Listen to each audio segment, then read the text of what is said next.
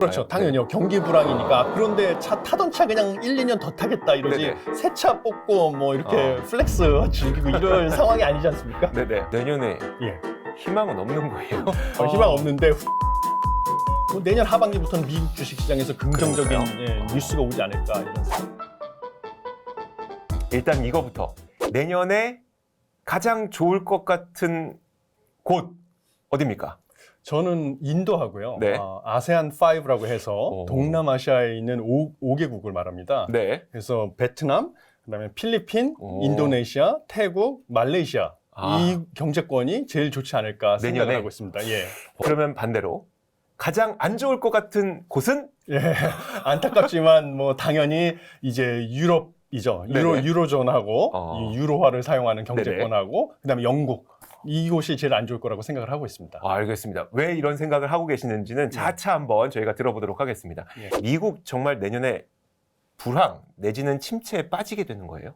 예, 저는 미국이 내년에 경기 침체에 빠지는 것은 거의 확실시된다라고 생각을 하고 있습니다. 네. 가장 최근에 이제 12월 FOMC 회의 끝나고 나서 네네. 미 연준 고위 관계자들이 이제 발표한 미 경제 전망 점도표 상에 따르면 내년에 이제 미국의 경제 성장률을 0.5% 중간값 기준으로 0.5%라고 예상을 했고요. 그 0.5%라는 것은 미국의 장기 성장률이라고 하는 1.8%를 상당히 하회하고 있습니다. 교과서상에서는 이제 장기 추세 성장률보다 성장률이 낮아지면 그걸 경기 침체라고 보는데요. 1.8% 실질 GDP 성장률이 미국의 장기 추세 성장률이라고 봤을 때 네. 0.5% 성장을 예상한다고 하는 것은 뭐 교과서상으로 봤을 때 리세션, 경기 침체 혹은 뭐 경기 둔화 한국말로 번역을 할 때 그거에 접어드는 것이 거의 확실하고요. 1년 내내 경기 침체에 빠지는 거예요? 아니면 침체라는 건 또 기간이 그렇죠. 있을 수도 있는 거잖아요. 예. 침체에 얕게 빠졌다가 반등할 수 있다고 보세요. 저는 일단은 내년은 다 경기 침체가 불가피하다라고 보고 있습니다. 네네. 지금 최종금리 수준을 5.2 금리 상단 기준으로 5.25%가 될 거라고 이번에 그쵸? 경제 전망에서 발표를 했는데요.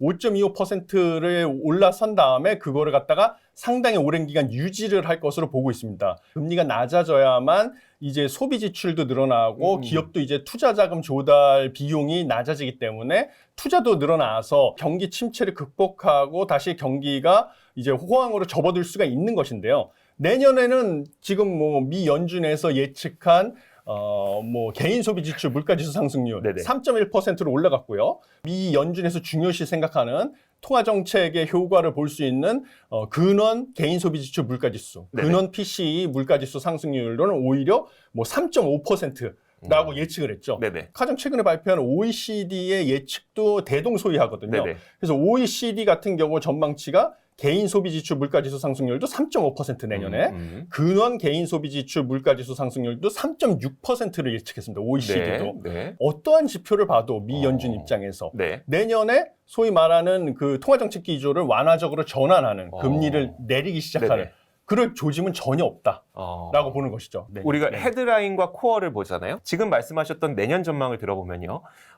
헤드라인도 뭐 3.5%, 그다음에 예. 코어가 오히려 3.6%. 예. 이 말은 결국 에너지랑 에너지랑 식료품, 식료품은 이젠 지나갔고 예, 그렇죠. 거기에 물가 상승은 이제 지나갔고 예. 서비스 물가가 굉장히 오랜 시간 동안 물가를 좀 괴롭힐 거란 얘기네요. 그렇죠. 예, 정확하게 보셨습니다. 이제 내년에는 오히려 유가, 특히 에너지 가격은 좀 안정이 되고, 네네. 또 뭐 식료품 가격도 안정이 될 가능성이 있는 반면에 지금 미국에서 이슈화가 되고 있는 타이트한 노동 시장으로 네네네. 인해서 임금 상승률이 좀처럼 떨어지지 않고 있다. 노동 수요가 공급을 초과하기 때문에. 네. 그래서 임금 상승률이 높아지니까 서비스 산업에서의 물가 상승률이 계속 지속되고, 좀처럼 이제 주택 시장에서의 이제 주택 서비스, 주거 서비스 물가도 잡히지가 않고 있잖아요. 네네. 미 연준도 금리 인상을 금리를 낮출 이제 계획이 없는 것이죠. 아, 근데 그럼 내년에 예. 희망은 없는 거예요. 내년까지는 이제 어. 희망 없는데 그러면 이제 2024년에는 미 연준이 금리를 낮추기 시작할 것으로 예측이 되고요. 후년의 네네. 성장률은 지금 GDP 성장률은 한 1.6%를 예상하니까 네네. 이런 거는 장기 추세 성장률 1.8%에 상당히 근접하거든요. 네네. 2024년은. 그러니까 빠르게 내년 말을 기점으로 뭔가 미국 경제는 빠르게 반등할 것이 예상이 되고요. 그러면 이제 주식 시장은 선반영해서 네네. 먼저 선행 지표로 움직이기 때문에 뭐 내년 하반기부터는 미국 주식 시장에서 긍정적인 그러니까요. 뉴스가 오지 않을까 이런 생각이 대략 한 있습니다. 3개월에서 6개월 정도 금융시장이 선행한다고 쳤을 때 한 가을 이후쯤부터는 그렇죠. 조금 기대해 볼 기대해 수 볼 있지 수도 있지 않을까. 않을까. 최근에 많은 사람들이 기대하고 있었던 바는 중국이 열린다. 중국이 열리게 되면은 중국의 소비도 살아나지 않을까. 그리고 그렇죠. 중국의 생산도 살아나지 않을까. 이 부분이거든요. 중국은 내년에 전 세계 경기에 어떤 식의 변수가 될 것 같으세요? 중국 같은 경우는 지금 여러 가지 효과가 있는데요. 네. 비공식적으로는 지금 확진자 수가 급격하게 증가를 하고 있고, 뭐 의약품도 부족하고 의료 시스템이 과부하에 걸리고 있는 상황입니다.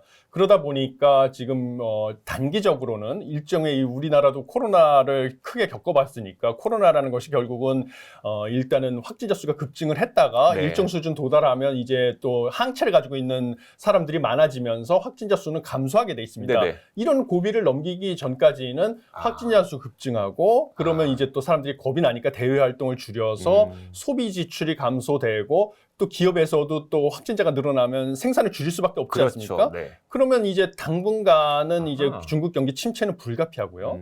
그러면 특히 우리나라 경제는 중국이랑 지금 연관성이 밀접하게 있으니까 우리나라 경제도 뭐 최대 수출국이고 중국이 그래서 좀 나쁜 영향이 있을 가능성이 큽니다. 그렇지만 이것이 이제 지나가면 뭐 한국은행 같은 경우는 이게 내년 하반기부터는 코로나 문제가 해결이 될 거라고 예측을 하는 것 같은데요. 중국의 코로나 문제. 그렇죠. 네네. 중국의 코로나 문제가.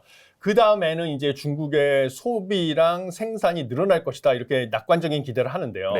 이게 두 가지 효과가 있습니다.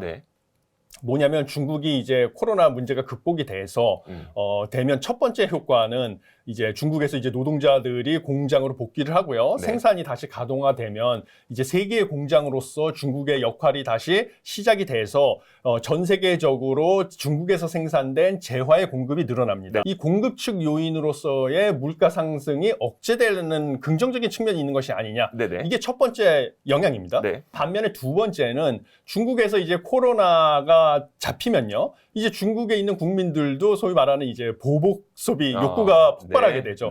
대외 활동도 많아지고 이제 재화에 대한 소비도 늘어나는데 중국은 이제 경제권이 이제 크고 인구도 많다 보니까 중국에서 이제 중국 제품뿐만 아니라 다른 나라에서 생산된 제품도 많은 소비를 하게 됩니다. 그럼 이제 이건 또 수요가 전 세계적으로 수요가 늘어나는 거니까요. 중국발로. 그러면 이거는 전 세계적인 물가를 상승시키는 요인이 돼서 첫 번째 효과와 두 번째 효과 중에 어느 게 더 클지는 아직 모르는데 미 연준에서 보기에는 당분간 그 두 효과가 상쇄돼서 전 세계적으로 봤을 때 크게 영향은 없을 것으로 보지만 추가적으로 쌓이는 데이터를 보고 판단해야 된다. 이렇게 지금 공식적으로는 파월 연준 의장이 답변을 했었습니다. 전 세계 많은 중앙은행들도 그런 식으로 예측을 하고 있을 거고 그 말은 다시 미국으로 돌아와서 연준은 내년 내내 그 효과까지 확인하기 전에는 금리를 낮추진 않겠다. 그렇죠. 내년에 금리를 낮추지는 사실상 어렵지 않을까. 중국에 우리나라가 수출하는 반도체 물량이 어마어마하잖아요. 결국 우리나라가 좀 회복되는 시기도 중국이 코로나 확진자가 좀 완화되는 그 시기와 맞물리게 될까요? 내년 하반기부터는 한국 경제가 반등할 거라고 낙관적인 기대를 한국은행에서 하고 있고요. 그 원인이 중국의 코로나 상황이 내년 하반기부터는 진정될 것이다. 이렇게 보고 있는데요. 반도체 같은 경우는 주로 이제 그 내구재라고 하죠. 뭐 휴대전화라든지 뭐 자동차라든지 주요 가전제품 이런 곳에 들어갑니다. 내년에 중국 경제가 과연 호황으로 돌아갈지는 많은 이제 중국 경제 성장률이 당연히 높죠. 중요한 것은 중국의 추세 성장률 대비 내년 성장률이 얼마나 높은가인데 중국의 지금 내년에 예측되는 성장률은 뭐 거의 뭐 근래에 보기 드물게 낮은 성장률이 예측되는 거거든요. 그럼 이제 중국 경제가 뭐 반등을 한다고 해도 내년에는 뭐 불황이나 둔화인 것은 불가피하고요. 그런 상황에서 과연 대중 수출이 얼마나 늘어날지 코로나가 진정된다 해도 그거는 의구심이 드는 상황이고요. 이런 경기가 불황인 상황에서 사실 뭐 휴대전화, 뭐 자동차 이런 거 바꾸기 쉽지 않지 않습니까? 그렇죠. 그러면 거기에 들어가는 반도체에 대한 수요는 그렇게 빨리 늘지 않을 가능성이 큽니다. 네. 그래서 반도체 산업이 그렇게 내년에 전망이 밝다고 보기는 힘들다 이런 생각을 하고 있습니다. 2차 전지랑 지금 자동차 같은 경우는 인플레이션 감축법에 대한 그 세부 시행 요건이 뭐 내년 3월부터 이제 네네. 얘기 발표가 될 것이라고 하는데요. 뭐 2차 전지 같은 경우는 우리나라가 최근에 발표한 자료에 따르면 주요 광물 자원이 네. 대중국 의존도가 가장 크다. 그렇죠. 그래서 59%를 갖다가 중국에서 지금 수입을 하고 있는데 네.